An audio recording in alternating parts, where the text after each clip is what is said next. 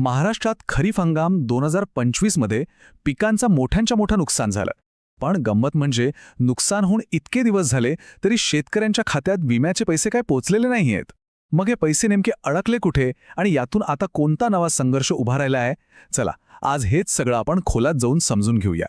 तर हाच तो प्रश्न आहे जो आज महाराष्ट्रातला प्रत्येक शेतकरी विचारतोय की आमच्या हक्काचे, आमच्या घामाचे विम्याचे पैसे गेले कुठे? पिकांचं नुकसान झालंय, पैसे मिळण्याची मुदतही उलटून गेलीय, पण अजूनही काहीच हालचाल दिसत नाहीये.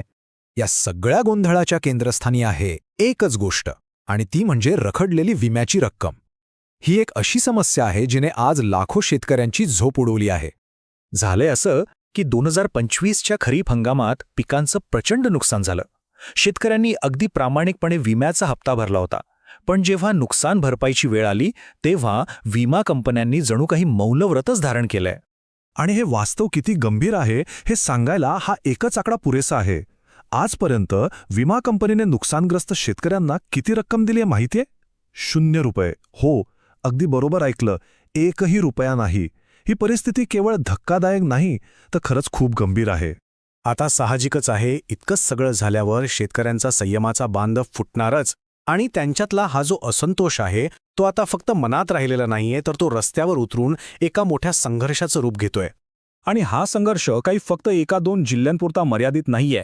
तुम्ही बघा, अमरावती, बुलढाणा, जालना, लातूर, नांदेड अशा अनेक जिल्ह्यांमध्ये शेतकरी संघटनांनी या अन्यायाविरोधात आपला आवाज चांगलाच बुलंद केलाय.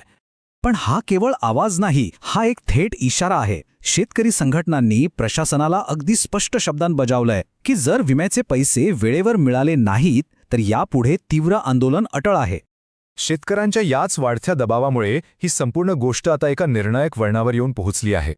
आता प्रशासनाने स्वतः या प्रकरणात लक्ष घातलंय आणि एक खूप महत्त्वाचं पाऊल उचललंय. चला जरा हा घटनाक्रम नीट समजून घेऊया. 2025च्या अखेरीस पिकांचं नुकसान झालं. 2026च्या सुरुवातीला पैसे देण्याची मुदत संपली, पण काहीच घडलं नाही. आणि मग अखेर 2 मार्च 2026 रोजी नांदेडच्या जिल्हा कृषी अधीक्षकांनी थेट एक अंतिम इशारा देणारं पत्र जारी केलं. आता हे सगळं घडलं कसं हे पाहणं सुद्धा महत्त्वाचं आहे. याची प्रक्रिया मोठी रंजक आहे.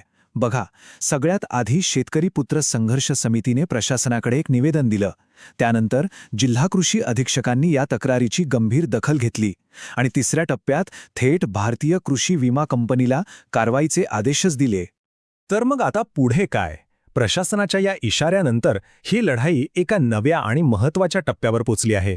जिथे आतापर्यंत फक्त निराशा होती, तिथे आता कुठेतरी एक आशेचा किरण दिसू लागलाय. हा बदल नेमका काय आहे हे इथे अगदी स्पष्ट होत आहे. आत्तापर्यंत बघा, राज्य आणि केंद्रीय पातळीवरच्या बैठका झाल्या, विनंत्या झाल्या, पण त्याचा काहीही उपयोग झाला नाही.